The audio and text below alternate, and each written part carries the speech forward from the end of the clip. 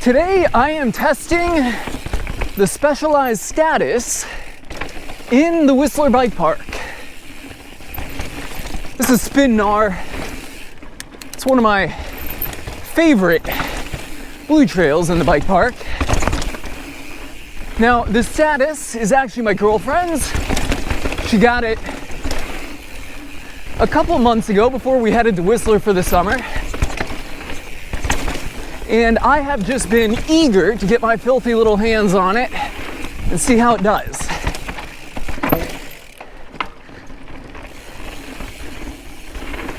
I just started riding it, so I really don't have any time on it, just a couple minutes.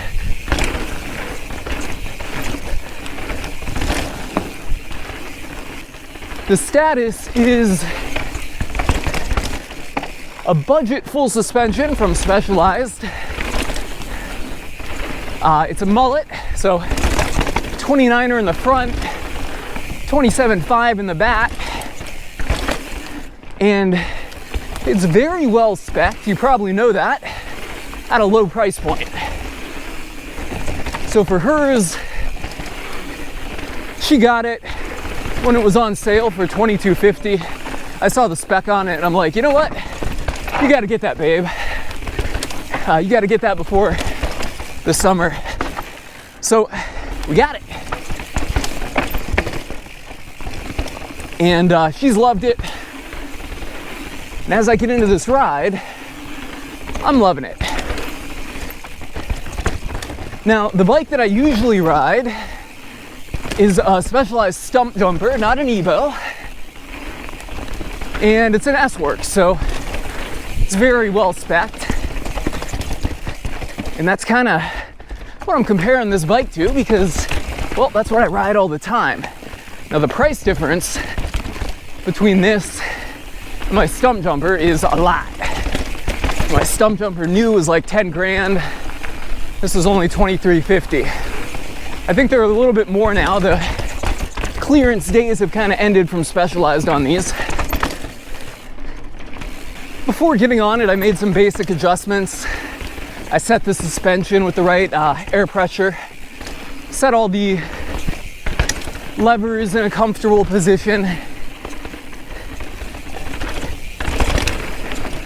The one thing that's kind of feeling uncomfortable to me at the moment, though, and this is not a fault of the status, is the handlebar width.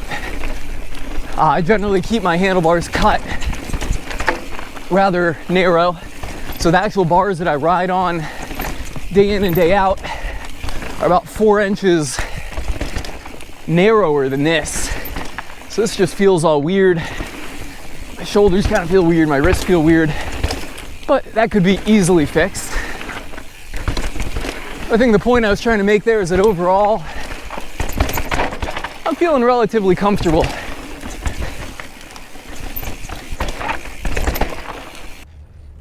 A little bit of smoke in the air here today. It's very, very, very dry up here in British Columbia right now. Let's see how this thing jumps.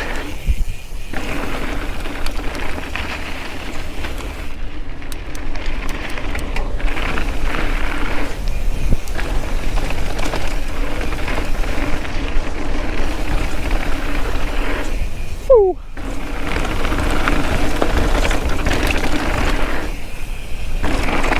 Oh yeah.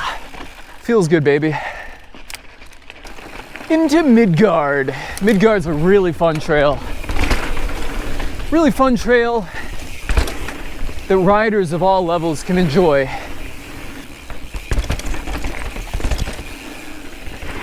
Misfire, that double black that I just passed there, is also another really fun tech trail.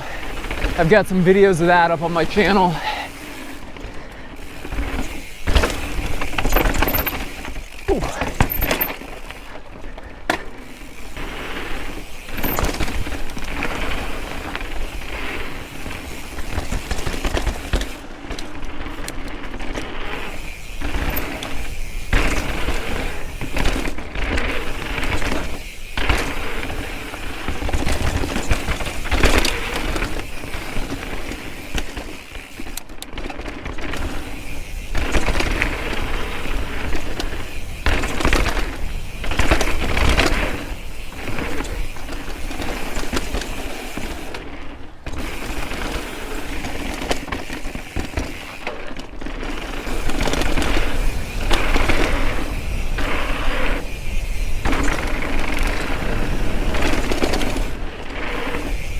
Woo.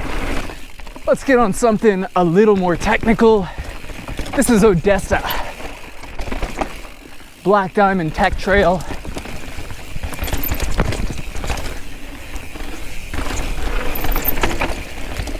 I was on this last night for the first time, even though I've been in Whistler all summer at this point for the most part, minus a couple week hiatus, checking out some other places in BC like Fernie and Revelstoke. I did not get on this trail until yesterday. And I love this trail. It's just got a nice, ooh, that was steep. Nice rugged feeling that you don't really get in the bike park here. Not many people are getting on it.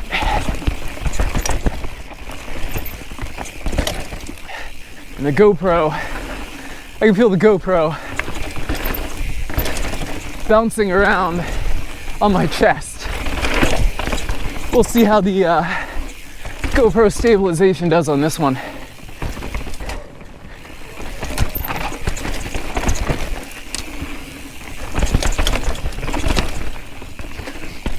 Heads up, just me.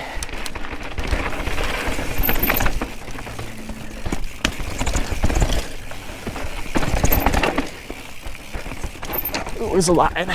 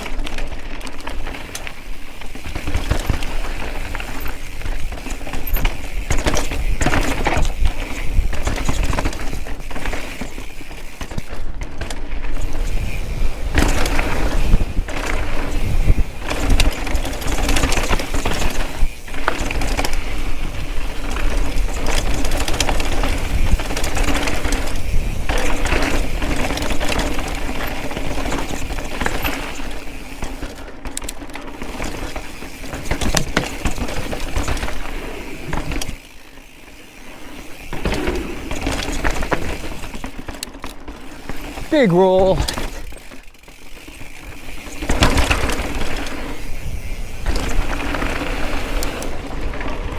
Container jump ahead. Woo! Oh yeah. Gosh, that's so beautiful.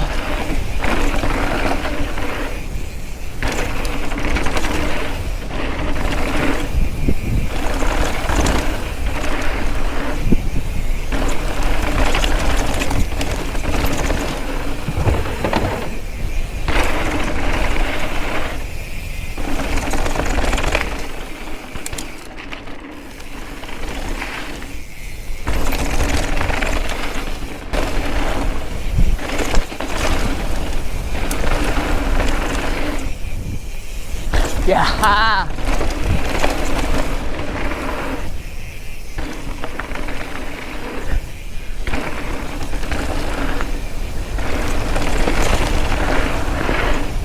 Whew.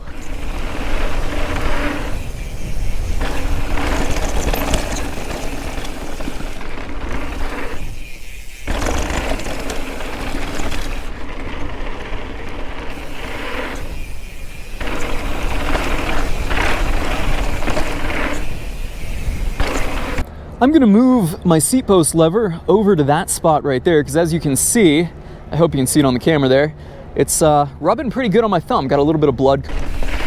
All right, let's rip some A-line. Woo! Oh yeah. This thing is feeling banger.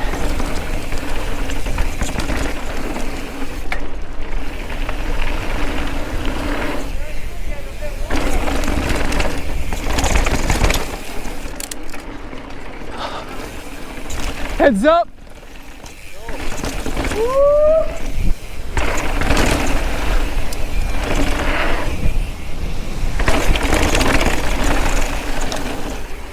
And I've got a problem. My chain is off or something. I can't pedal. That was my problem. No bueno. What happened? My chain is off the pulley on the derailleur. That's why I was a little oddly shaped when it came to that jump. Okay, so what I just noticed is actually the derailleur has came loose. Let me put that back on there. That is not good. Something you gotta always check. I've had this happen before in the bike park. One more A-line here. I'm gonna use this full pull-on A-line here to tell you what I think about the status after a few hours on it. But first, here's my tacky YouTube call to action. If you've enjoyed this video and found it helpful and insightful, you know the drill. Smash that like button and let me know in the comments, because you know, it helps me out in the YouTube algorithm. Okay, so you can probably tell I really like this bike. Overall, at this price point and spec, it is an incredible bike that rivals the performance of my much higher spec and higher priced Stumpjumper downhill, and comes close to it when going uphill. There's really only one thing I don't like about the status, but we'll start with what I do like. That's the geometry. The geometry works great, and the bike is confidence-inspiring when pointed downhill. I'm still not 100% comfortable sending the bike on jumps, but I believe that with a few more hours on it, I'd probably be more comfortable on the jumps and on the steep chunky descents than I am on my Stumpjumper. The suspension is also impressive. My Stumpjumper has the top-of-the-line Fox Factory 36 up front and Factory DPX2 in the rear, and quite frankly, the lower spec Fox suspension on the Status feels just as good. I can't tell the difference. I'm riding a Status 140, and I think 140mm is more than enough travel for jumps, drops, and tech of the bike park, and the riding that 99% of riders do. I didn't feel like I wanted any more travel at all. Personally, I think most riders really overstate the amount of travel they need, so for that reason I tend to lean towards shorter travel bikes. In all the riding I did here today, I didn't bottom. I'm 160 pounds, so possibly heavier riders will use more suspension, but generally I find a crappy landing will bottom the same shock, even with 20 more millimeters of suspension. Now, while we're on the suspension, let's talk about climbing. I've taken the bike on some climbs and it does pretty well. I think you'd be hard-pressed to find any bike in its class that climbs that much better, or noticeably better. Overall, pretty good climbing. It's not quite as good as my Stumpjumper, but again, my Stumpjumper does not have as relaxed downhillish geometry. It's more over the front wheel, more aggressive, more pedaling oriented, and also my bike is a lot lighter, and subsequently that lightweight comes at a much higher price. Now, the shifting and drivetrain of the bike felt incredible for as low of a spec as it is. It shifted just as well as the XTR components on my S-Works, and it was noticeably quieter, less chain slap and less rattling going on back there. The wheels of the Status are often complained about as being cheap and weak, but after the day of banging around the bike park here, they still roll true, so no problems and no complaints from me.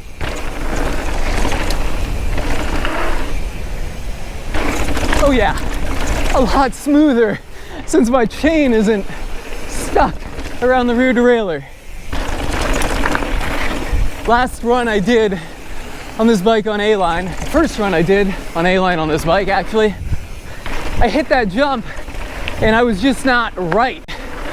And I didn't realize it until I got to about here, my chain was off and stuck on my rear derailleur. And now let's talk about what I didn't like. That's the brakes. You probably noticed the brakes squeal a little bit. It would be nice if they were totally quiet, but really the sound and squeal wasn't bad and didn't bother me. The real downside is that the rear brake was fading very fast. Sometimes I'd grab it and there'd be nothing there, so as I rode, I learned to keep a finger on the rear brake and I was priming it a bit just to make sure I had some grab when I needed it. This is actually the reason I didn't take it on any double diamond trails. The front brake did feel good the entire time, so possibly this is just a poor fluid fill from the factory and it needs to be bled. If you've got these SRAM brakes on your bike, the same ones that are on the Status, I believe they're called the Code, I should know this before doing my voiceover here, but if you've got the same SRAM brakes on your Status or on your bike any bike, let us know in the comments what you think about the rear brakes. I'll probably bleed them at some point soon and try to update the description or comments whether that worked or not. On that note, I hope you found this test/review helpful and insightful. If you did, let me know in the comments.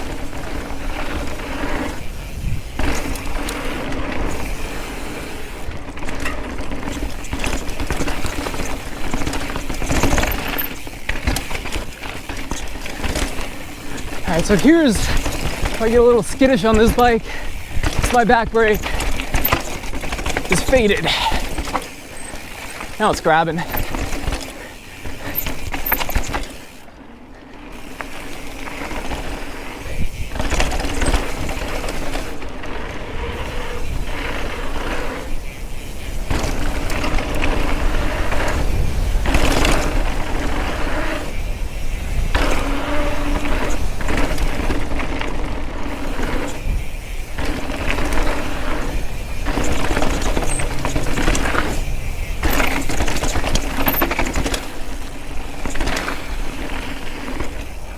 Ooh. The lip on that has gotten nasty. It's got like a huge bump in it. So I haven't really been nailing the hip. But that was a fun, awesome run down A-line. Fun ride on the Status.